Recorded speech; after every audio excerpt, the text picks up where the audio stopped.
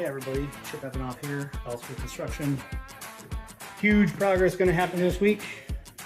Got all the flooring up here, ready to be put in. Guys are just starting on the cabinets right now. Getting everything laid out, getting everything lined up with the laser. Handrail soon, get the handrail in. So that's all ready for all the LVP flooring that's going in. And then all of our millwork down here, prepped and ready to go. New doors.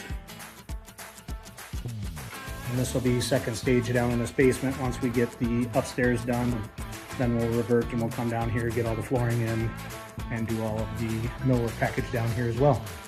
Things are going to happen fast and furious this week. Backsplash tile will be happening at the end of the week, and then we'll start into final electrical and plumbing.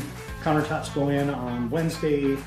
A lot of progress. It's all going to come together, and hopefully I can meet my goal and get this family a kitchen again that's functional before Christmas. So we will see you all soon on the next update. Have a great day.